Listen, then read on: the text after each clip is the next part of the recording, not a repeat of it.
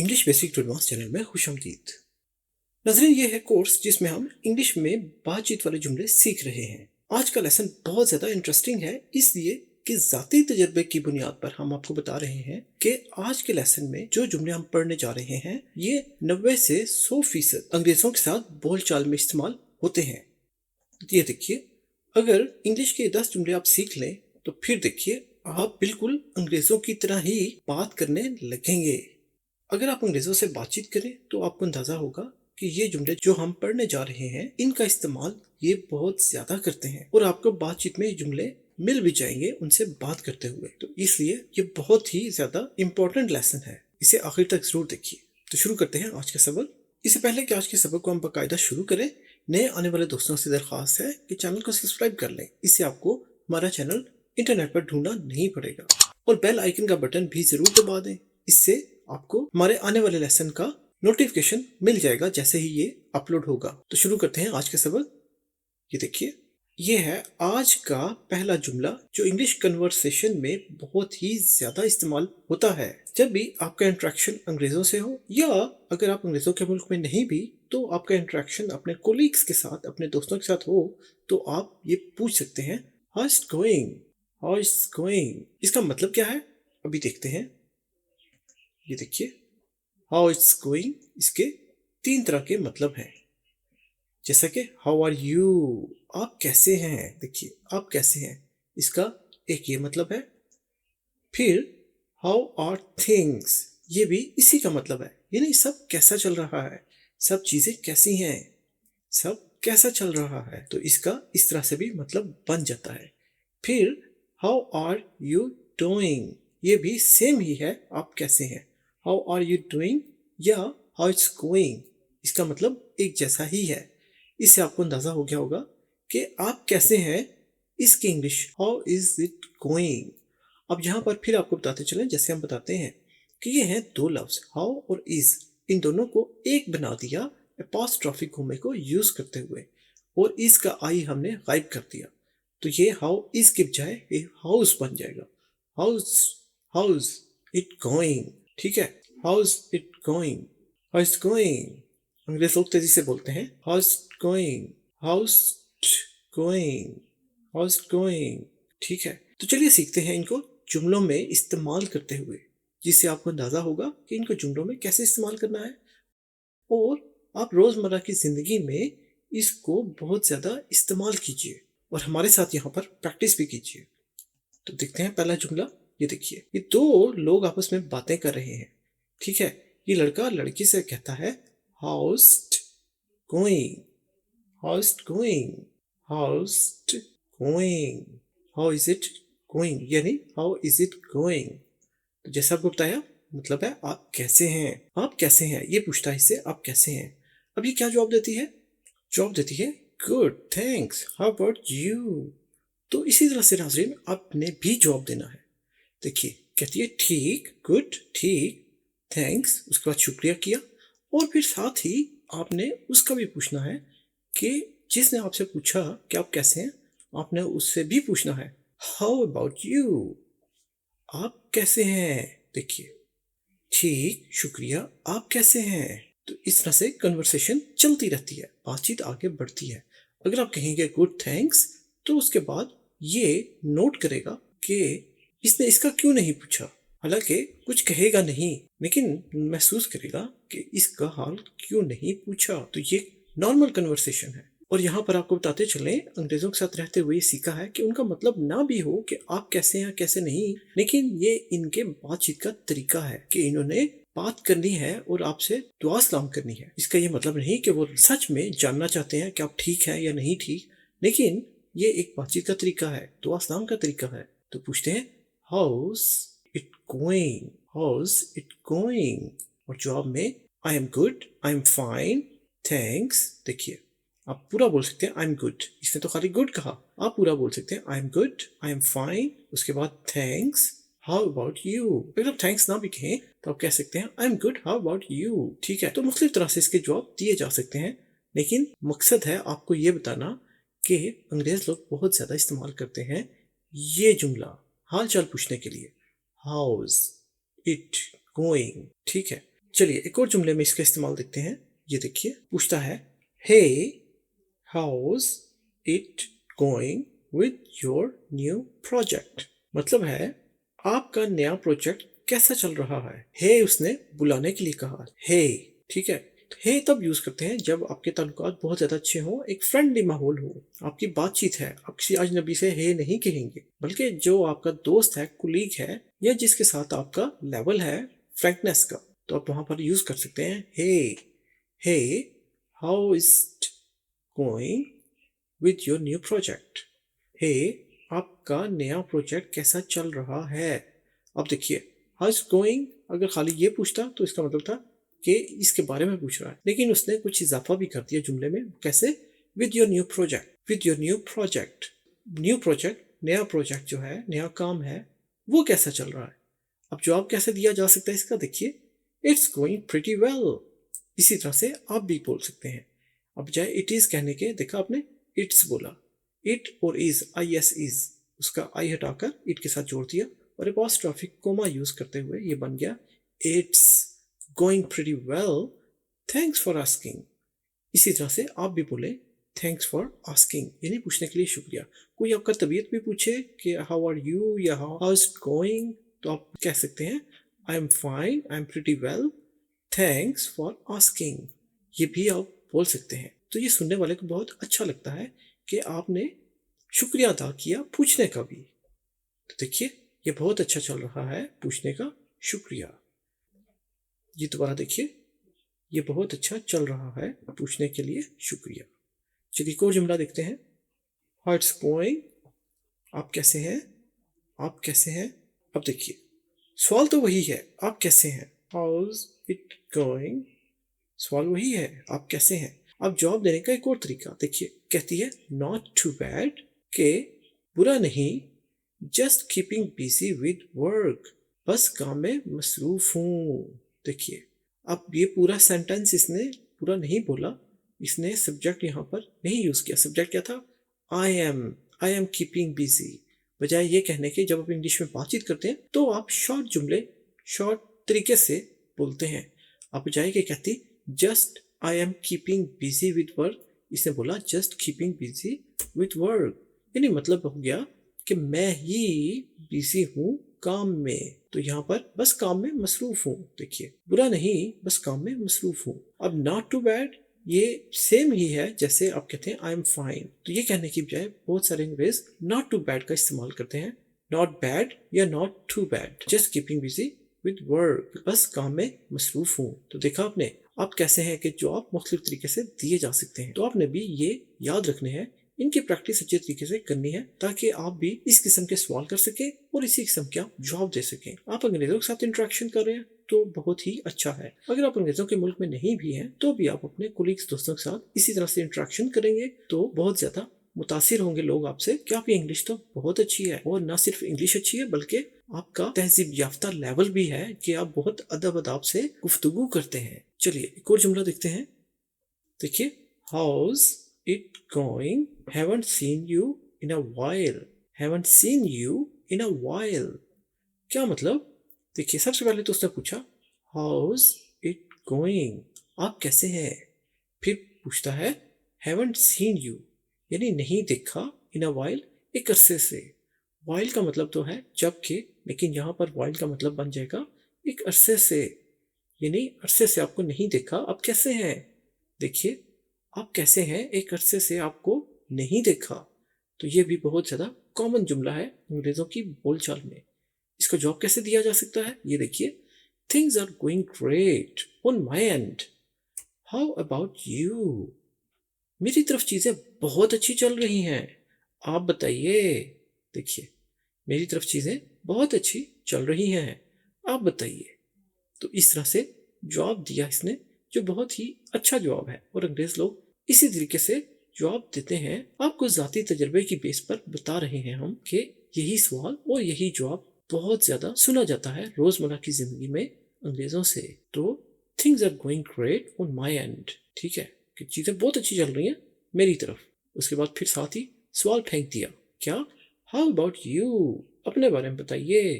ठीक है, चलिए अब देखते हैं एक और जुमला जो बहुत ज़्यादा इस्तेमाल होता है और वो है I will get back to you. ये भी नाज़रीन बहुत ही ज़्यादा सुना गया है। और ये किन सिचुएशन में इस्तेमाल होता है, इसका मतलब क्या है, अभी हम तफसील से जुमलों में इस्तेमाल करते हुए सीखते हैं। तो पहला जुमला देखिए, कहता है I am not sure about the pricing right now but I will get back to you by the end of the day. घबराइए नहीं, अभी आपको तफसील से समझाते हैं ये जुमला, इसका मतलब और I will get back to you का इस्तेमाल। ये देखिए, मतलब है इसका, मुझे इस पर कीमत के बारे में यकीन नहीं, लेकिन दिन के आखिर में आपसे रब्ता करूंगा। अब यहाँ पर देखिए, आई एम नॉट श्योर, मुझे यकीन नहीं, अबाउट बारे में, द प्राइसिंग कीमत, राइट नाउ इस वक्त, ठीक हो गया, इस वक्त मुझे कीमत के बारे में यकीन नहीं है। अब यहाँ से पता चल रहा है जैसे ये कहीं स्टोर पे काम करता है या इसने कोई सामान दिया है, लेकिन इसने कीमत के बारे में इसको ज्यादा पक्का यकीन नहीं है, कंफर्म नहीं है कि कीमत क्या है, और शायद इसने कीमत के बारे में पूछा था। उसके बाद ये कहता है बट, लेकिन, I will get back to you, मैं आपसे रब्ता करूंगा, वापिस आपको पूछूंगा, किस बारे में, bye the end of the day, दिन के आखिर में, इसके जॉब के बारे में। तो I am not sure about the pricing right now but I will get back to you by the end of the day. देखिए, मुझे इस वक्त कीमत के बारे में यकीन नहीं है, लेकिन मैं आपसे दिन के आखिर में रब्ता करूंगा, ठीक है। अब देखिए इसका एक और इस्तेमाल, अब यहाँ पर ये बोलता है let me check with the team first then I will get back to you with an answer. मतलब है मुझे अपनी टीम से चेक करने दो, फिर मैं आपसे जवाब के साथ रब्ता करूंगा। अब सिचुएशन कुछ और है, फर्ज कीजिए इसने कोई राय ली है और ये कहता है मैं अपनी टीम से, मैं अपने जो अफराद हैं उनसे चेक करूंगा पहले, उसके बाद फिर जवाब के साथ रब्ता करूंगा वापिस, यानी जवाब बताएगा लेकिन रब्ता करेगा। देखिए, मुझे अपनी टीम से चेक करने दो, फिर मैं जवाब के साथ आपसे रब्ता करूंगा। तो यहाँ पर है I will get back to you with an answer, जवाब के साथ, लेकिन उससे पहले लेट मी चेक, मुझे चेक करने दो। नाज़रीन, ये भी बहुत ज्यादा इस्तेमाल होता है, let me check, let me look, let me read, जो भी वर्ब आप लगा दें उससे पीछे आप लेट मी लगा दें तो ये बन जाता है मुझे ये करने दो, ठीक है। लेट मी चेक, मुझे चेक करने दो, लेट मी सी, मुझे देखने दो, लेट मी ईट, मुझे खाने दो। तो चेक की बजाय आप जहां पर कोई भी वर्ब लगा दें तो इसका मतलब ये हो जाएगा मुझे ये करने दो, वर्ब के हिसाब से जो भी है वैसा ही ये जुमला बन जाएगा। हम इसकी तफसील एक और लेसन में पढ़ेंगे, लेकिन यहाँ पर let me check with the team first, पहले मुझे टीम के साथ चेक कर लेने दो, फिर मैं आपसे रब्ता करूंगा विद एन आंसर, जवाब के साथ। तो ये है I will get back to you. एक और जुमला इसी के साथ देखते हैं। देखिए, अब यहाँ पर बोला जा रहा है थैंक्स फॉर योर क्वेश्चन, यानी आपके सवाल का शुक्रिया। I will get back to you once I have more information. आपके सवाल का शुक्रिया, मैं आपसे रब्ता करूंगा जब मेरे पास ज्यादा मालूमात होगी। इंफॉर्मेशन, मालूमात, मोर, ज्यादा। तो ये देखिए, आपके सवाल का शुक्रिया, मैं आपसे रब्ता करूंगा जब मेरे पास मजीद मालूमात होगी। तो यहाँ पर भी I will get back to you का इस्तेमाल हमने देखा। अब यहाँ पर लग रहा है जैसे इसने कोई लेक्चर दिया है, कोई इसने स्पीच दी है, इसने कोई सवाल पूछा लेकिन इसके पास जवाब नहीं था, तो ये कहता है मेरे पास जब ज्यादा मालूमात होगी तो मैं आपसे रब्ता करूंगा। लेकिन साथ ही देखिए अदब एहतराम भी रखा उसने साथ में और कहा थैंक्स फॉर योर क्वेश्चन, आपके सवाल का शुक्रिया। I will get back to you once I have more information, ठीक है। चलिए देखते हैं एक और इस्तेमाल I will get back to you का। ये देखिए, I don't have the schedule on hand, but I will get back to you as soon as I confirm it. देखिए, मेरे हाथ में इस वक्त स्केड्यूल नहीं है, जिसे उर्दू में हम शेड्यूल कहते हैं, लेकिन मैं आपसे रब्ता करूंगा जैसे ही मैं इसे पक्का कर लूं, यानी कंफर्म कर लूं। फिर देखिए, मेरे हाथ में इस वक्त स्केड्यूल नहीं है, लेकिन मैं आपसे रब्ता करूंगा जैसे ही मैं इसे पक्का कर लूं। अब सिचुएशन ऐसी है जैसे किसी स्टोर में काम कर रहा है या किसी कंपनी में काम कर रहा है और ये पूछ रही है कि मेरा स्केड्यूल क्या है, यानी कब इसने आना है, लेकिन ये जवाब में कह रहा है कि मेरे हाथ में तो नहीं है इस वक्त स्केड्यूल, यानी रेडी नहीं है, तो हैंडी नहीं है, इसे कहते हैं हैंडी होना, फौरी अवेलेबल होना। ऑन हैंड का मतलब हैंडी होना, फौरी अवेलेबल होना। तो ये कहता है कि फौरी अवेलेबल नहीं है स्केड्यूल इसके पास, लेकिन ये कहता है कि जैसे इसे पक्की मालूमात मिल जाएगी तो फिर ये I will get back to you, मैं आपसे रब्ता करूंगा, फिर ये से रब्ता करेगा, ठीक हो गया। चलिए I will get back to you का एक और जुमला देखते हैं। ये देखिए, I will get back to you after I review the documents you Saint.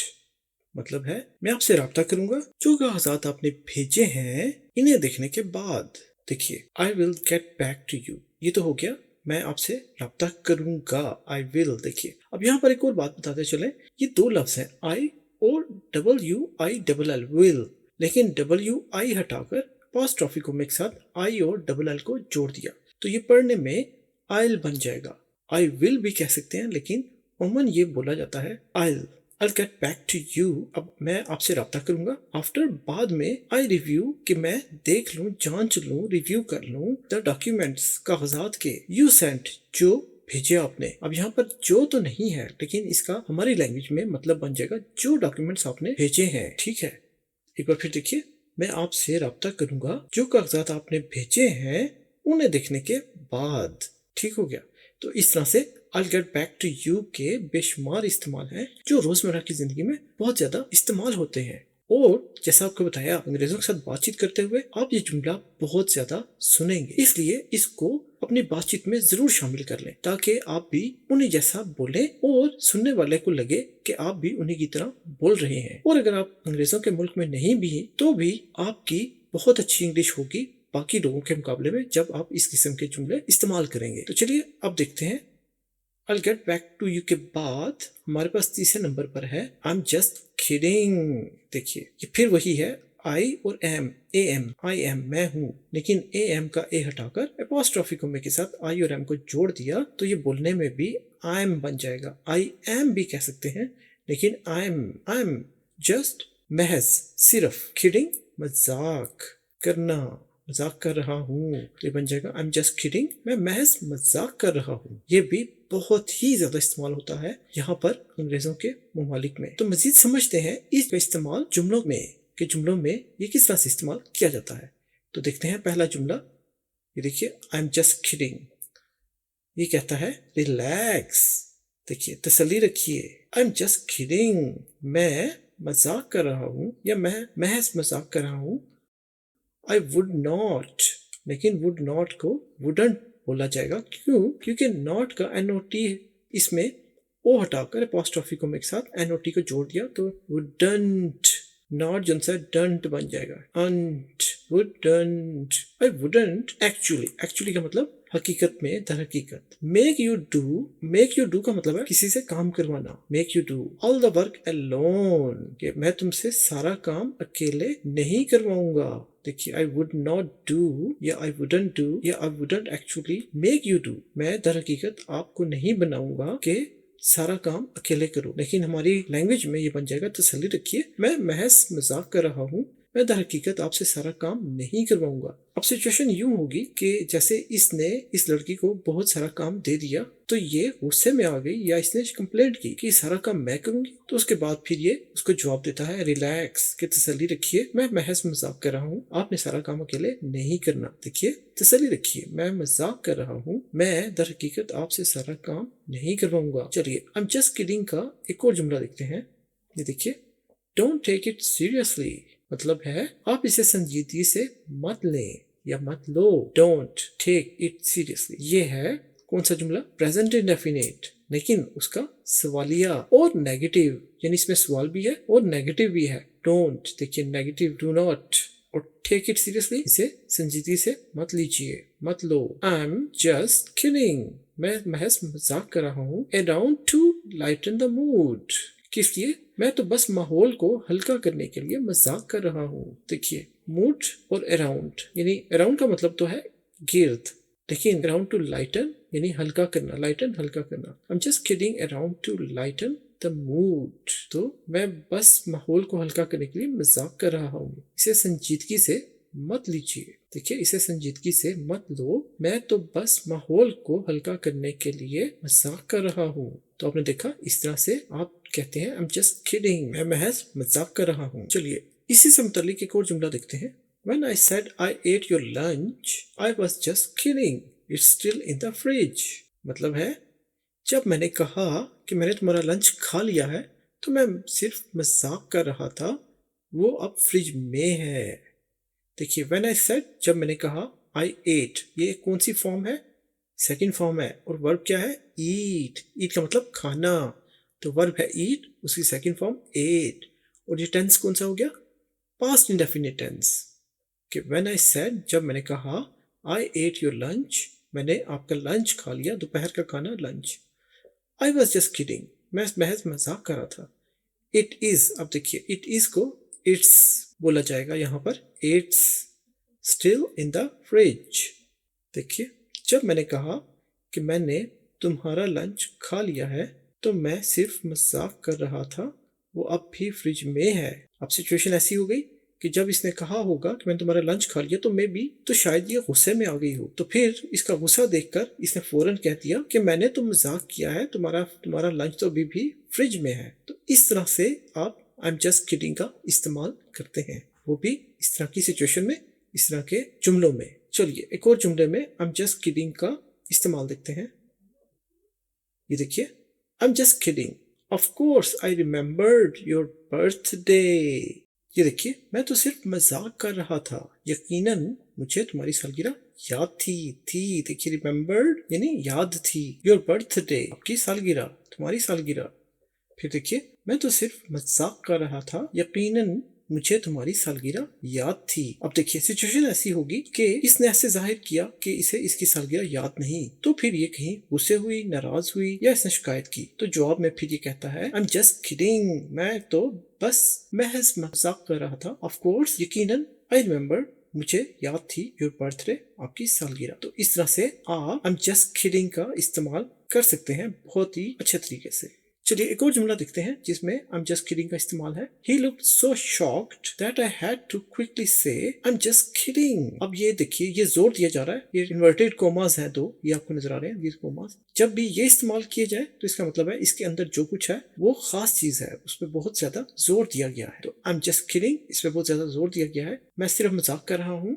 लेकिन इससे पहले बात क्या की उसने, कहता है He looked so shocked, क्या मतलब कि वो इतना हैरान नजर आया या नजर आई, वो इतना हैरान नजर आया या आई, दैट के मुझे फौरन कहना पड़ा, that I had to quickly say, मुझे फौरन कहना पड़ा, क्विकली फौरन, से कहना, हैड टू पड़ा, तो आई हैड टू क्विकली से, मुझे फौरन कहना पड़ा, मैं तो सिर्फ मजाक कर रहा हूँ, आई एम जस्ट किडिंग।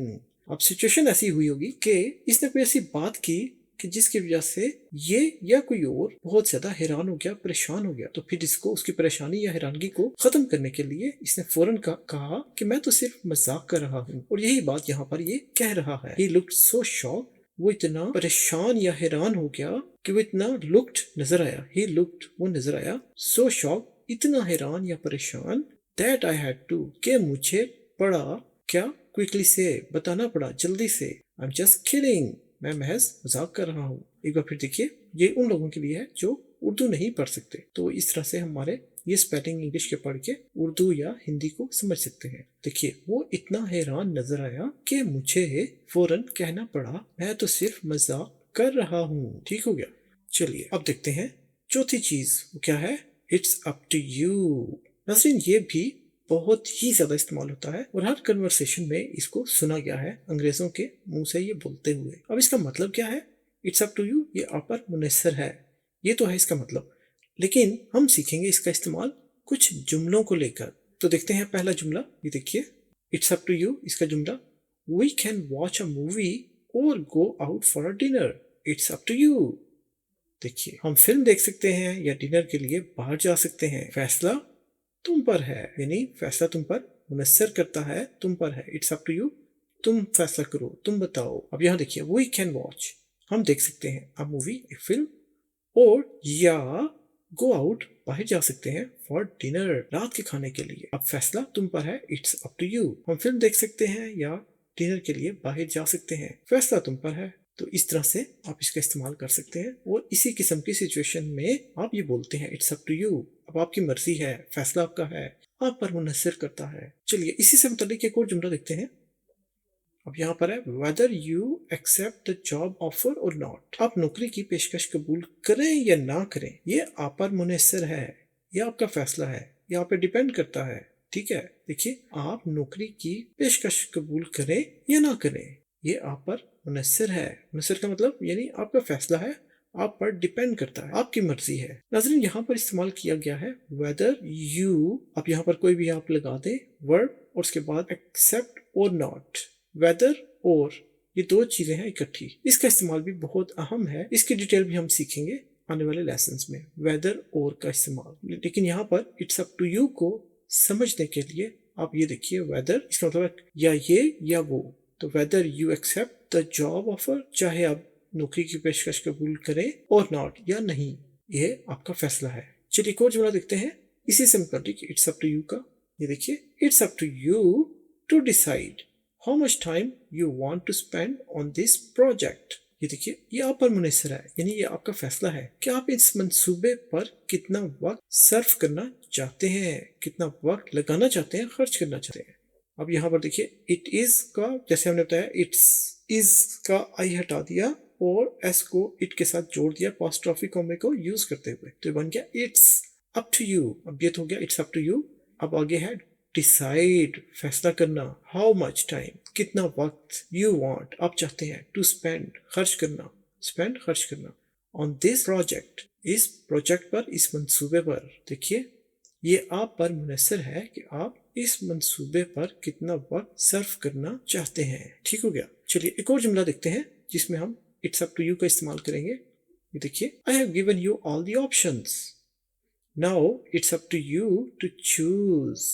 मैंने तुम्हें तमाम इख्तियारात दे दिए हैं, अब फैसला तुम पर है। ऑप्शन का मतलब है कि आपके पास चॉइसेस, कि आपके पास एक ये चॉइस है, दूसरी चॉइस है, तीसरी चॉइस है, तो इस तरह से इनको ऑप्शंस बोला जाता है। तो हम यहाँ पर इख्तियारात भी यूज़ कर रहे हैं, यानी आपके इख्तियार में है, ये आपके पास कुछ ऑप्शंस हैं, कुछ चॉइसेस हैं, अब आपने इसमें से जो भी पिक करना है ये आप पर डिपेंड करता है। ठीक है, तो अब है आई हैव गिवन, मैंने आपको दिए हैं, आई हैव गिवन यू, मैंने आपको दिए हैं ऑल दी ऑप्शंस, तमाम के तमाम चॉइसेस, ऑप्शंस। नाउ अब it's up to you to choose, अब ये आप पर मुनसर करता है कि उसमें से पिक करना, चूज करना।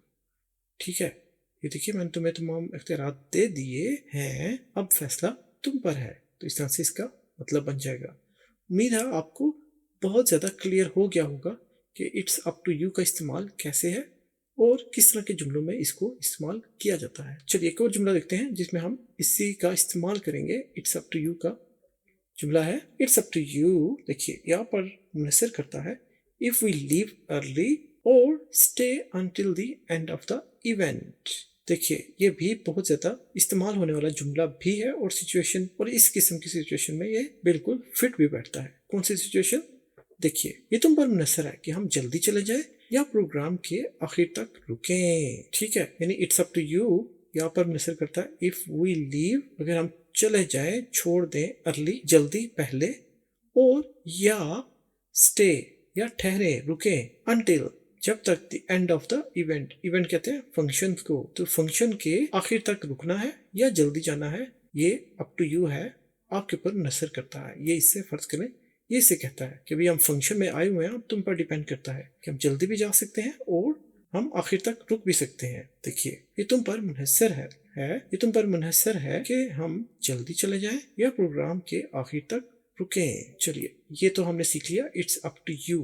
अब एक और चीज़ है, यह पांचवी चीज़, वो है I am good with anything. ये भी नाज़रीन बहुत ही ज़्यादा इम्पोर्टेंट और रोज़मर्रा की ज़िंदगी में इस्तेमाल होने वाला है। रोज़मर्रा की बोलचाल में अंग्रेज़ लोग जब बात करते हैं तो इसका इस्तेमाल भी बहुत ज़्यादा कर रहे होते हैं। इसका मतलब क्या है? I am good with anything, यानी आप अपनी मर्जी बता रहे हैं कि मेरी मर्जी के मुताबिक मैं सब चीज़ों से इत्तफाक करता हूँ। यहाँ पर आप ऑप्शन दे रहे हैं कि मैं तमाम चीज़ों पर इत्तफाक करता हूँ। मज़ीद क्लियर होगा ये जुमलों से, तो देखते हैं इसका जुमला।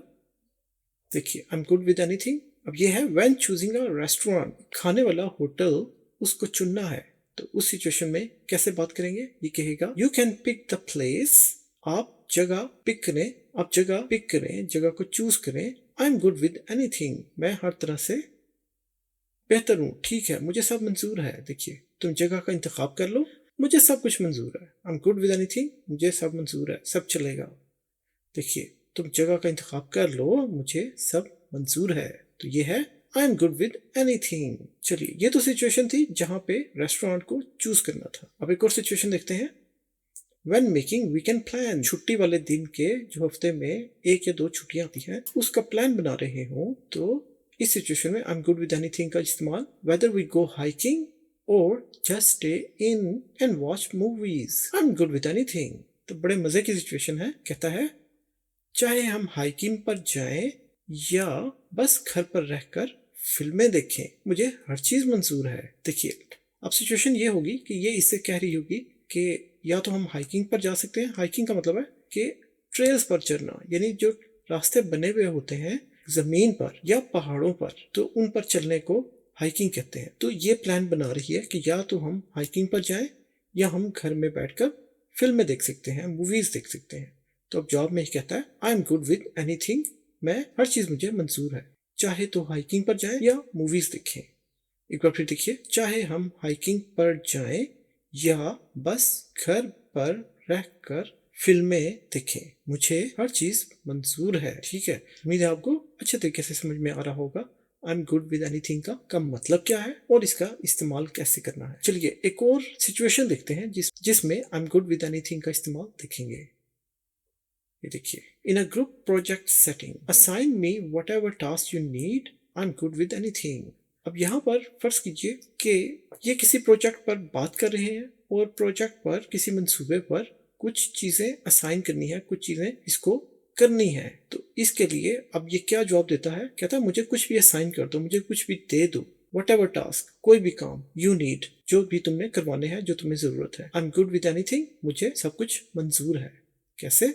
जो भी काम आपको चाहिए मुझे दे दें, मैं किसी भी काम के लिए तैयार हूँ। तो मतलब ये बन जाएगा आई एम गुड विद एनीथिंग, मैं किसी भी काम के लिए तैयार हूँ, मुझे मंजूर है, मैं अच्छा हूँ विद एनीथिंग, किसी भी चीज के साथ।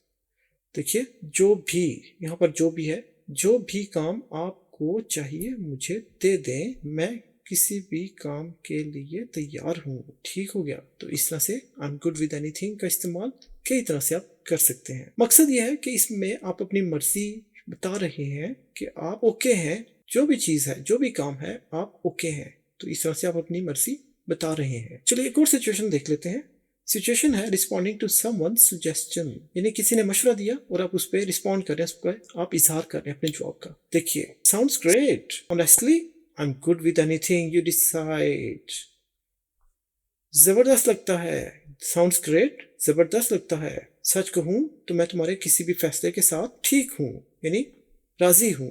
एनीथिंग यू डिसाइड, कुछ भी तुम फैसला करो, आई एम गुड विथ, मैं उसके साथ ओके हूँ, ठीक हूँ, गुड हूँ, अच्छा हूँ। ऑनेस्टली, ऑनेस्टली का मतलब है सच कहूँ, ऑनेस्टली यानी दिल से बताऊं, सच कहूँ तो हम कहते हैं ऑनेस्टली। ऑनेस्टली, नाज़रीन इसमें एच की आवाज नहीं है, ओ की आवाज है, ऑनेस्टली।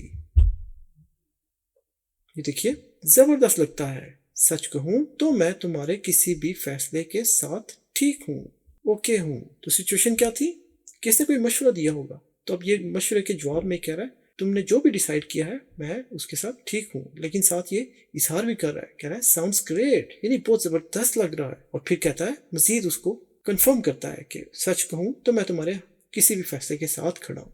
ठीक हो गया। चलिए एक और सिचुएशन देखते हैं जिसमें हम आई एम गुड विद एनीथिंग का इस्तेमाल करेंगे। ये देखिए, when selecting a movie two watch, आप कोई फिल्म देखने जा रहे हैं और मूवी को सिलेक्ट करना है, कौन सी मूवी देखें। तो सिचुएशन में क्या बात होगी, एक्शन, कॉमेडी और drama, I am good with anything. ये देखिए, फर्स्ट की ये पूछ रही है कि कौन सी फिल्म देखोगे, एक्शन, कॉमेडी और ड्रामा। तो ये जवाब में कहता है I am good with anything. देखिए, एक्शन, कॉमेडी या ड्रामा, मुझे किसी भी चीज से कोई फर्क नहीं पड़ता। तो हमारी लैंग्वेज में मतलब ये बन जाएगा आई एम गुड विद एनीथिंग, मैं हर चीज के लिए तैयार हूँ, मैं ओके हूँ, मुझे कोई फर्क नहीं पड़ता, जो भी मूवी देखनी है आई एम गुड, मैं ओके हूँ।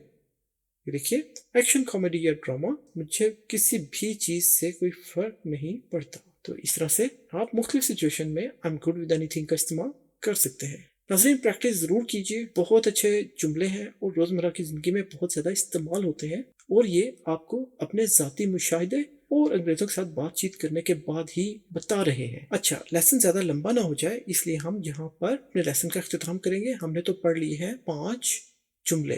देखिए, how is it going, I will get back to you, I am just kidding, it's up to you, I am good with anything. अभी 5 जुमले और हैं जिनका इस्तेमाल हम अपने अगले लेसन में, ये देखिए, इंग्लिश के 10 जुमले सीखने और कमाल दिखाएं। इस पार्ट 2 में हम मजीद इन जुमलों को सीखेंगे। तो हमारा अगला लेसन भी मिस नहीं कीजिएगा, बहुत ही इम्पोर्टेंट है, जिसमें हम इस तरह के बहुत ही अच्छे करामत रोजमर्रा के इस्तेमाल के जुमले जो आपकी पर्सनालिटी को निखारेंगे, आपकी बातचीत को निखारेंगे और इन जुमलों के इस्तेमाल से लोग आपको पसंद करने लगेंगे, ऐसे जुमले हैं। इसलिए अगला लेसन भी जरूर देखिए। तो नाज़रीन, मजीद सबक के लिए लाइक, शेयर और सब्सक्राइब करना मत भूलिएगा। सब्सक्राइब करने से आपको हमारा channel English basic to advance YouTube पर या इंटरनेट पर ढूंढना नहीं पड़ेगा। लाइक और शेयर जरूर कीजिए। लाइक करने से हमें अंदाजा होगा कि आपको हमारे लेसन पसंद आ रहे हैं और हम इसी तरह मेहनत से और लेसन भी बनाते रहेंगे। और शेयर कीजिए अपने दोस्तों रिश्तेदारों के साथ, सोशल मीडिया प्लेटफॉर्म पर, ग्रुप्स में जरूर शेयर कीजिए। अच्छे लेसन हैं, इनसे सभी का फायदा होना चाहिए।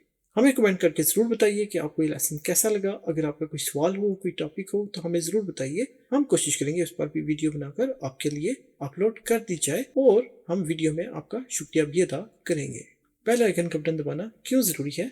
इससे हमारा नया लेसन अपलोड होते ही आपको नोटिफिकेशन मिल जाएगा, इसलिए बेल आइकन का बटन भी ज़रूर दबा दीजिए। तो ये था हमारा आज का सबक। उम्मीद है आपको बहुत ज़्यादा पसंद आया होगा। अगला सबक भी बहुत इंपॉर्टेंट है, उसे भी ज़रूर देखिए।